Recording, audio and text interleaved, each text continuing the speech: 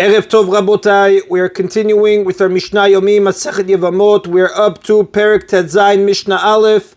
Today's Mishnayot should be Leiru Nishmat, Neria ben Svetlana, Ranbai, Eliyahu ben Burcha Israel, ben Chana bat Miriam, Menuchatam began Eden, Amen. Leavdi ben Chaim lechaim, v'derefua shelema, of Daniel Shalom ben Rosa, and Mariana Miriam Chaya bat Tamara, betor Shachule Israel. This Mishnah discusses a woman whose husband went overseas with no children. However, he might have had a child there. If a woman's childless husband and her co-wife went overseas and her husband had a brother, and witnesses came and told her your husband died, she may not remarry because she might be subject to yibum since her husband had no known children. However, she may not perform yibum until she finds out whether her co-wife is pregnant. If the co-wife is pregnant, has a child, both wives are exempt from yibum. If the co-wife has no child, they are subject to yibum. The Mishnah now discusses a woman whose husband died with no children or brothers, and she therefore assumes that she is exempt from yibum. However, it is possible that a Yavam was born. If she had a mother-in-law who was overseas, she does not have to be concerned that her mother-in-law had a son and she is bound to him for yibum. For even if the mother-in-law did have a child, that child might be a girl who is not a Yavam. The possibility that the mother-in-law had a viable child and that child is a boy is not probable enough to forbid the daughter-in-law from remarrying. Therefore, she is free to remarry. In the first case of the Mishnah, though, we are concerned whether the co-wife had a child because any child that the co-wife has exempts the wives from yibum. Therefore, we must consider that possibility. However, with regard to the mother-in-law, it is only if she had a viable son that her daughter-in-law becomes subject to yibum, and that possibility is not probable enough to forbid the daughter-in-law from remarrying. However, if the mother-in-law went overseas while she was pregnant, the daughter-in-law must be concerned that her mother-in-law had a son and may not remarry until she verifies the matter.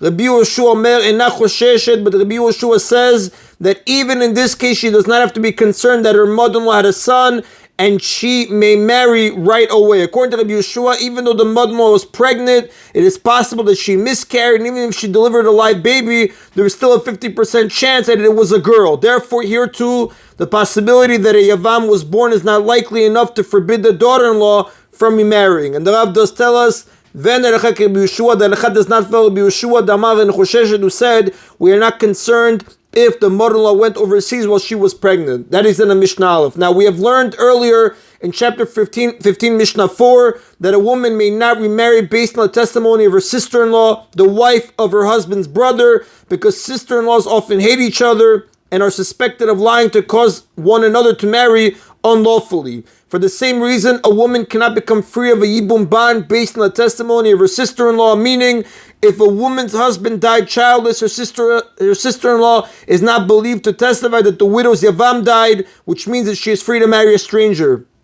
For just as a woman is suspected of lying in order to cause her hated sister-in-law to marry unlawfully, she is suspected of lying to cause her sister-in-law to marry a stranger while she is really subject to yibum. So this Mishnah Bet, discusses an application of this law. Shtei Yevamot, two sister-in-laws, meaning wives of two brothers, came from overseas.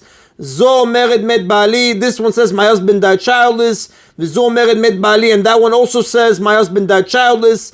Zo asura mipnei bala shel zo. This one is forbidden to remarry because she might be bound to the husband of that one for yibum. V'zo asura mipnei bala shel zo. And that one is forbidden to remarry because she might be bound to the husband of this one for yibum. Although each woman is believed that her own husband died as far as she herself is concerned, like we learned earlier in chapter 15, Mishnah 1, a woman who testifies that her husband died is believed as far as she herself is concerned, namely, she is allowed to remarry based on her own testimony. She is not free to marry until it is proven that her Yavam, her sister-in-law's husband, has also died. Since the only evidence that her Yavam died is the testimony of her sister-in-law, and a woman may not rely on her sister-in-law's testimony, each woman must suspect that her Yavam is still alive, and she is bound to him for yibum. Therefore, neither woman is free to marry. However, if other independent witnesses say that these men died, the women are free to marry. The Mishnah discusses a case where witnesses say that one of the men died. Lazo edim v'lazo en edim. If this one has witnesses that her husband died and that one has no witnesses that her husband died, et shesh la edim asura. The one who has witnesses is forbidden to remarry. For although there are witnesses that her own husband died, there are no witnesses that her yavam died, and she is therefore bound to him to yibum.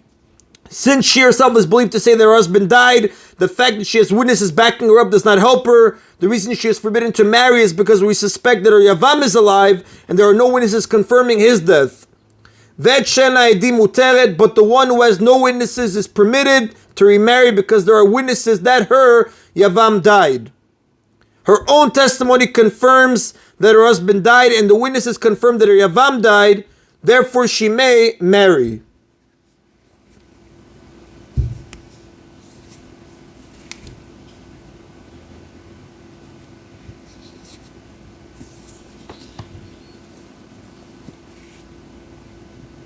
The Mishnah returns to a case in which there are no witnesses that either man died.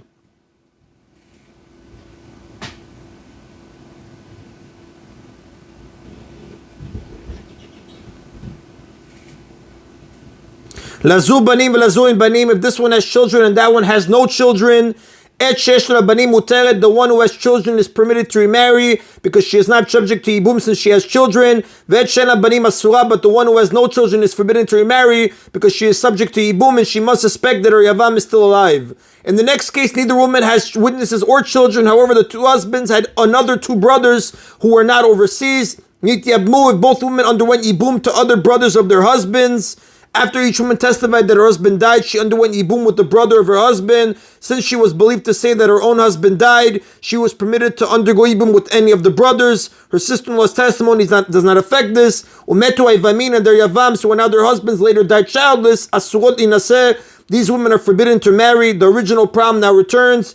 Each woman must suspect that her sister-in-law's original husband is still alive, and she is now bound to him for yibum because of the death of her second husband, his brother. Since the only evidence that her sister-in-law's husband died is the testimony of her sister-in-law, on which she cannot rely, she may not marry.